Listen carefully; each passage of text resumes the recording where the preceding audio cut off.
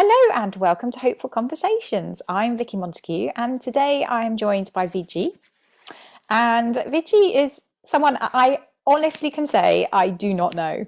So I love this. I love these podcasts because they enable me to connect with people all over the world who have something hopeful to share. And Viji is one of those people who reached out to me when I talked about my podcast in a Facebook group that I'm in, and she was keen to come and share her story. So I was like, okay, come and share your story. So I'm just going to hand straight over to you because I'm really curious to know, where you've been and what you've come through and what you see now. I just think that would be really cool. So over to you. Thank you, Vicky. Thank you for that introduction. Yes, as you said, I'm Viji. I am London-based, mum of two. Well, mum of two kids, three bunnies and two cats. So busy household of various creatures. So yes, thank you for having me on this show. I'm really excited to be here, and my story, I can start anywhere really, but sometimes our stories are very important, and how we tell it is quite important because that's how we see ourselves. So I like to see myself as having, came through the person that I am right now. I'm in my 40s. I am not the person that I was even 10 years ago, 5 years ago, 3 years ago, even last year. The person I am is completely different because I have gone through a personal development journey, a personal growth journey, even a spiritual journey. So I have a science background, so my degree was in neuroscience. Yeah. So I was I was it was, when I was doing neuroscience, it was sort of hardcore medical science side where you're doing a lot of diseases and things like that. It was very it's very hardcore neuroscience rather than kind of the fluffier side of sort of psychology, which I loved. So that was my background. So to use the word spirituality in any conversation is something I would consider. Same. In any of my conversations 20 years ago, or even 10 years ago. So that's my background. So I have actually moved my career. I'm a finance director now for a major corporate. So I've changed my career completely. So that's good. There's elements of it I love. I love my job, especially the job I'm in. I like to say I created that job because even though I'm in finance, I get to talk to people most days, and that's what I love. So, but having said that, the last few years have been really interesting. I had my son. So I have, as I said, I have two children. I have an 8-year-old and I had my son. And once I had my son, who's now 2.5, a lot of things shifted for me because my focus shifted. I am suddenly felt complete. My family's complete. I feel complete in one aspect. Then I feel incomplete in other aspects. Mm-hmm. Like I feel like there's something I need to give back, something I need to do. Like I'm growing, and all this time it kind of felt very not selfish, but I'm doing a lot of things for me. Mm-hmm. Personal growth, personal growth is for me. Like I'm learning all of this so I know how to cope with my life. And so now I'm in a position where I am sort of getting to a point where I'm like, actually, I've got a lot of things that other people can benefit. How can I share that? How can I serve people?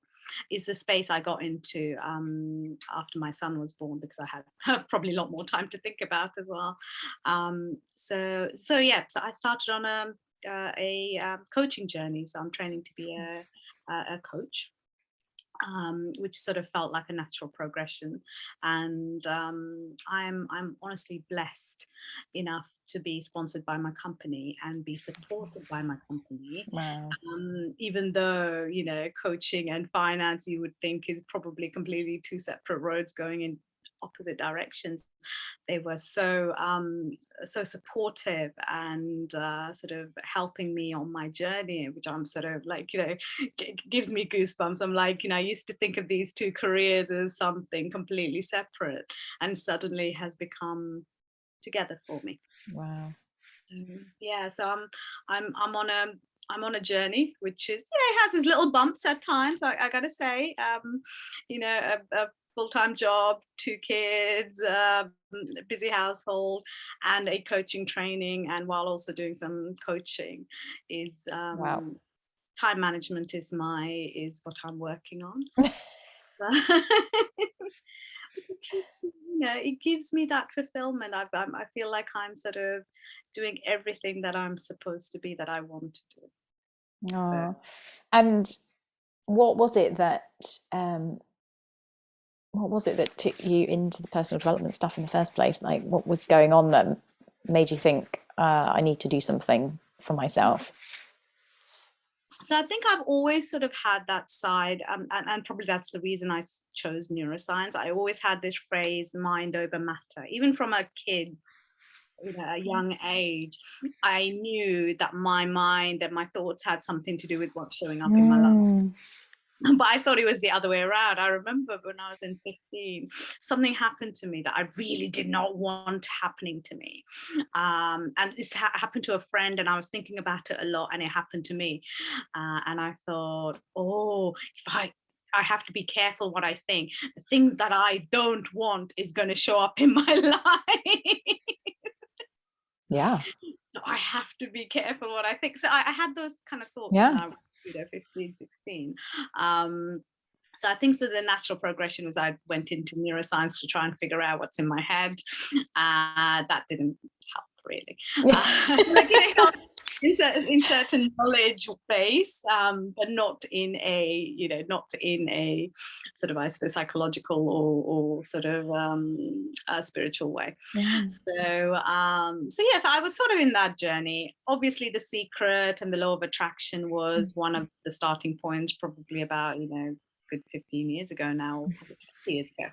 And those sort of led to me to that path. But the biggest, and I say this all the time, my biggest teacher is actually my husband.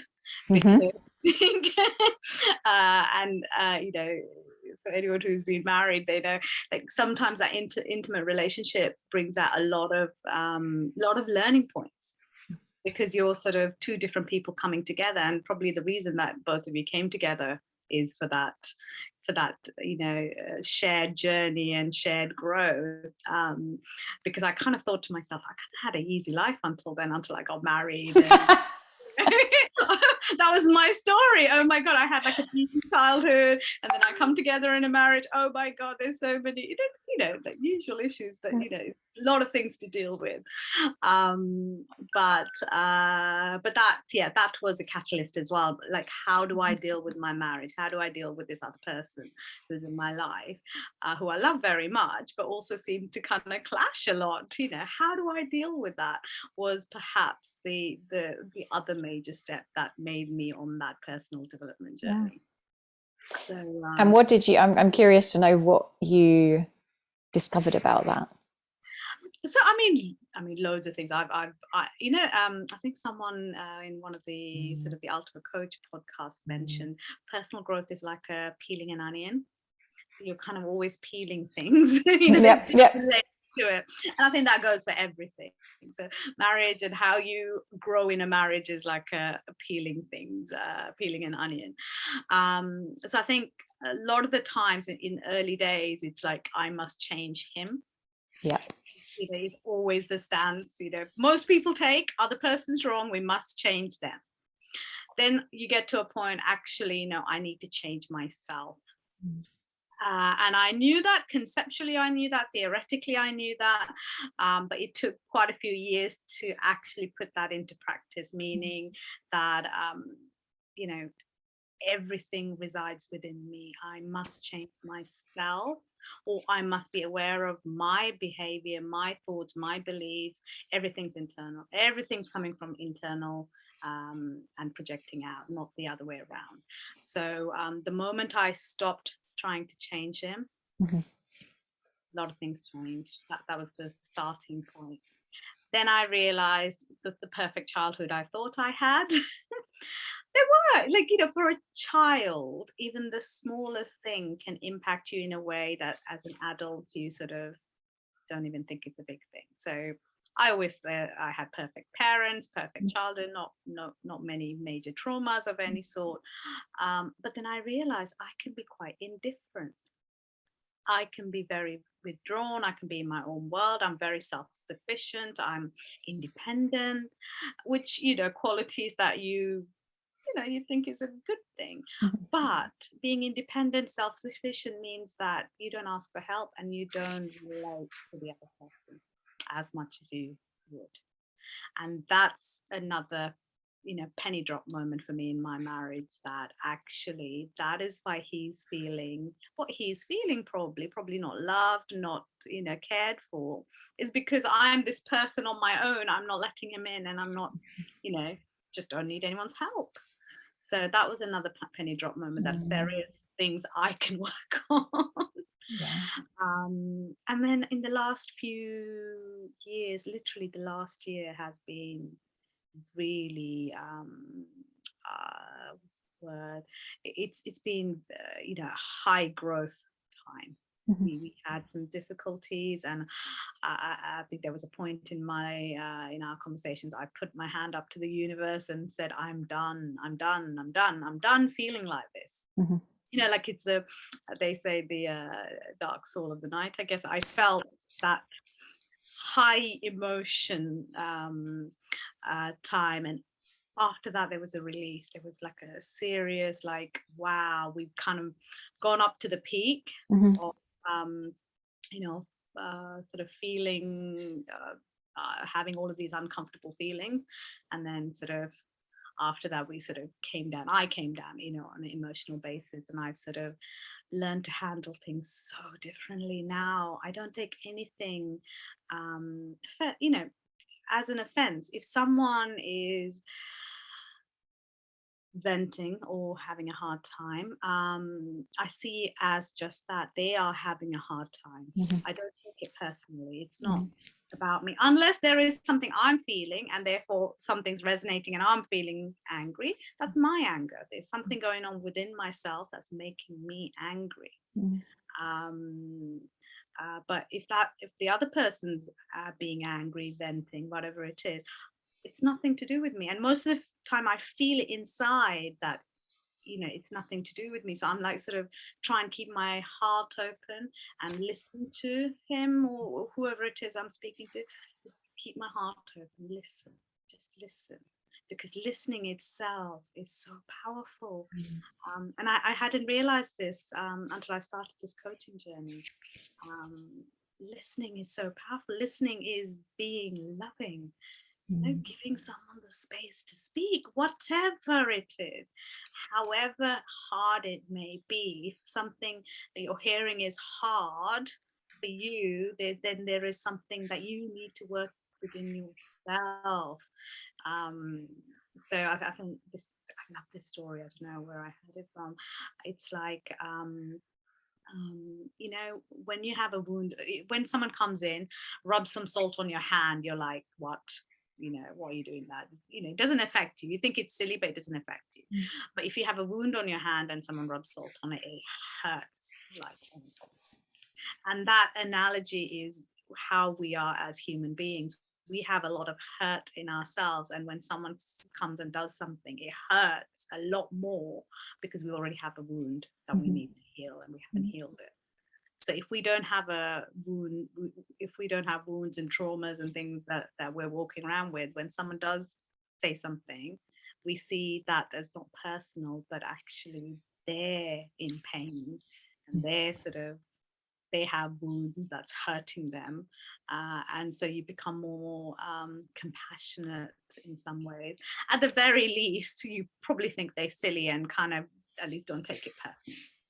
That there's that perspective of that internal, external. You are a reaction.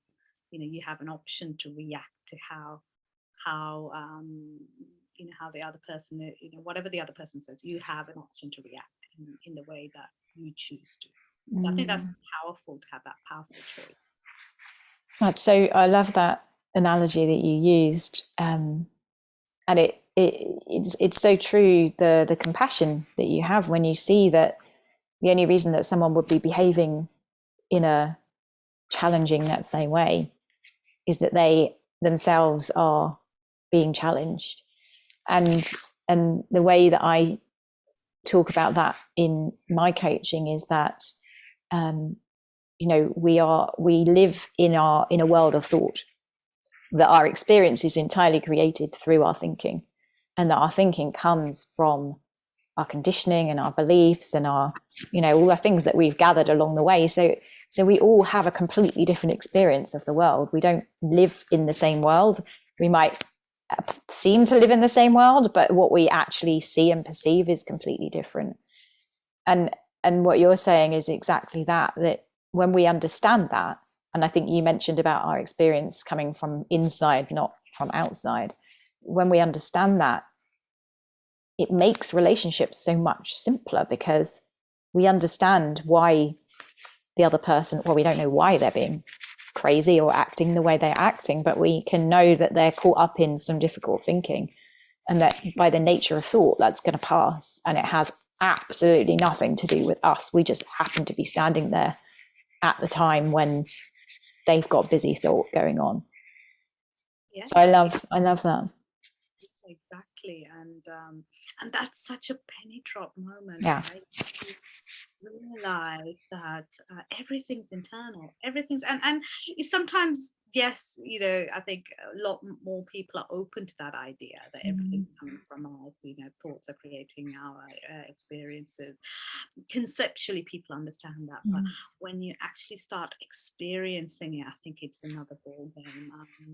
And sometimes, we all have our moments as well, where we may, conceptually know it, we may have experienced it, but we will still fall down, because we are human, and we have those emotions, and even the most kind of enlightened person would feel those emotions.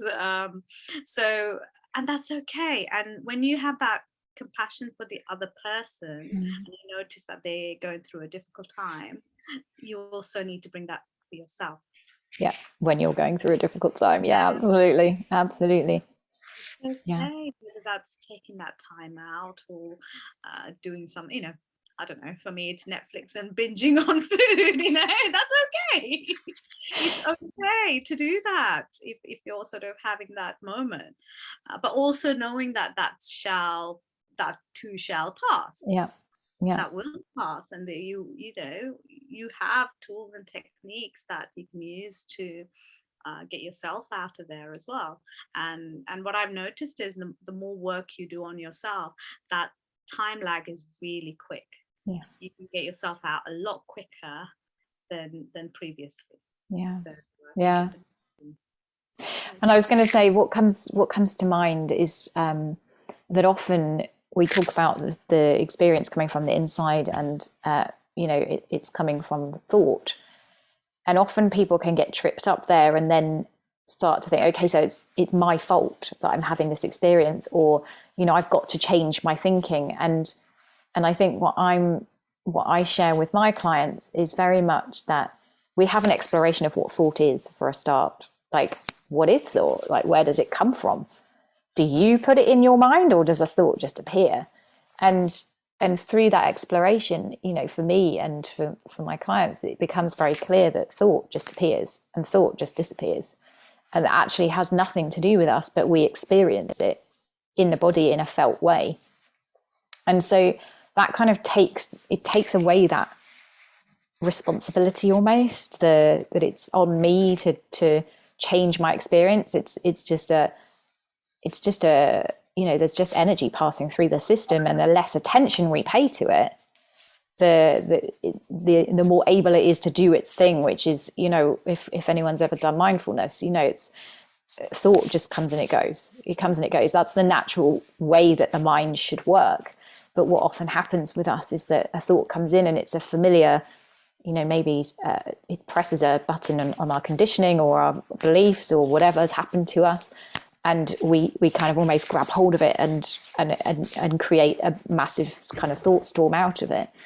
But just seeing the impersonal nature of thought, that it comes and it goes, it's nothing to do with us. We don't put it there. We just experience it, and the more kind of familiar we become with that, the more easily, like you say, our emotions pass through.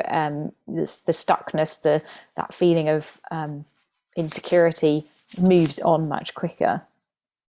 Yeah, no, definitely. And when you were talking about that, I had another analogy pop into my head.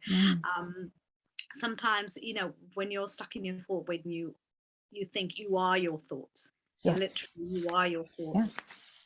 You have that, on the ground, stuck in the mud view. You can't see the wood from the tree kind of thing. You are it. You are the thoughts. You're stuck. You can't see the bigger picture. And then when you're on a personal development journey, it's a bit like you're sort of going up a building. So there's a bottom view, and then you're going up the building. Why, like one story at a time. And the more up you go in that building, more stairs you climb up that building, the view changes. Yeah. The viewpoint completely changes. Suddenly you don't see that you are your thoughts. You suddenly see, actually I can see above the thoughts. I'm sort of seeing it in a different perspective. Yes, it can come and go. I can see it come and go. And it's just sort of, and I love that analogy, because that building is limitless. You can keep climbing. And your perspective will continuously change for the better. I hope you're sort of not, and that's where mindfulness comes in, I think. Literally, you are not your thoughts, and you're separating yourself out from those thoughts by observing them, becoming the observer rather than the stuck in the mud thinker person. But, it was a huge thing for me to realize that I wasn't my thoughts, and that I didn't have to believe thoughts, which was, the thing that initially really kind of blew my mind away, I guess, was the idea that thought happens. It's completely neutral, and I don't have to believe it. Like, it's not true. It's just a mind doing what a mind does, which is trying to make sense of an apparent world around us. And with that kind of information, there was just so much taken off my shoulders, I guess. And another thing that I realized, I think also this was touched upon by Steve Hardison in the Ultimate Coach, was the fact that how someone appears to us is what we create them to be. Our thought is creating how someone appears to us. So, you may appear to me as, happy, bubbly, and then someone else might recreate you as, grumpy, whatever it is. We are creating that with our thoughts. So if you want to get something out of something, like for an event, for example, or a call, or whatever it is, it's that energy and that thought that you put behind it. If you go in with that intention of, this is going to be brilliant, I'm going to get the best out of this, I'm going to come out a completely different person, that intention, that thought itself is so powerful. It will create that experience for you. But on the other hand, how many times do we go into things not being sure, doubting ourselves, saying, oh, I don't think this is going to work out, and guess what? Most cases it won't work out for us, because that's our intention, that is our thought, that's the thought that we're creating this whole experience with, or this whole person with. And for me, that creating a person and the opportunity to recreate that person is so powerful. You see someone a certain way, the moment you decide to hit the pause button and recreate them in a different way, is the most powerful thing I've experienced recently. Because you can't do that. It's all in your head. And what comes to mind for me is listening.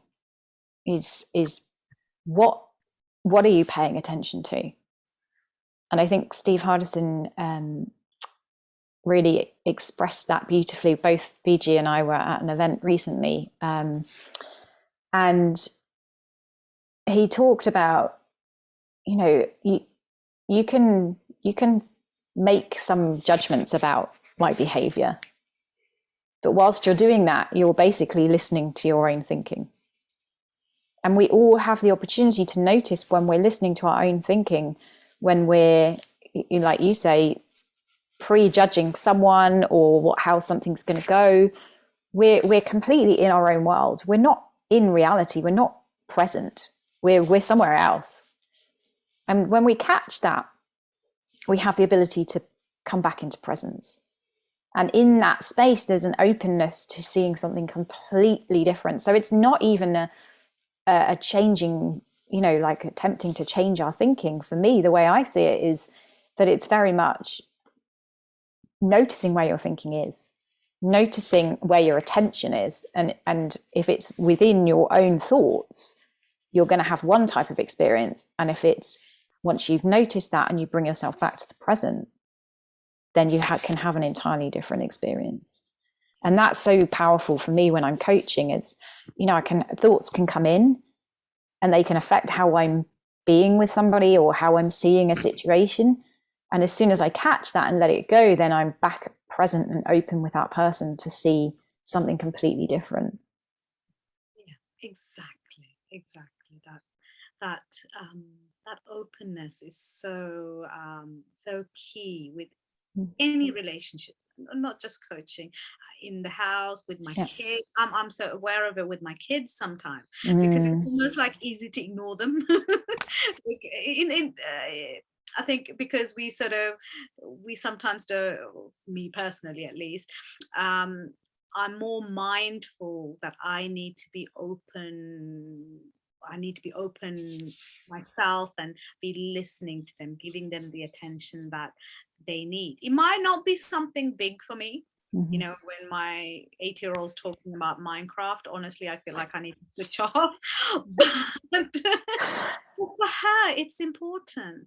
And so by me listening, being present with her to whatever she is saying, whatever judgment I have about Minecraft or what value I'm going to get out of this conversation, the key thing I will get out of it is the fact that she felt heard. Yeah. She feels loved because she felt heard. Yeah. And I think that's powerful.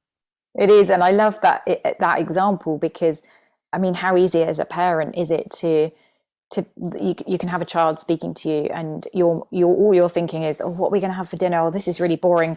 This just, when is this going to finish? And we're not there. And the experience we're having might be one of frustration because we've got lots of other things to do and they're talking about Minecraft and we don't care about Minecraft or whatever it is. But to see that once, we can feel that in our body, we can feel the frustration coming in, the tightness.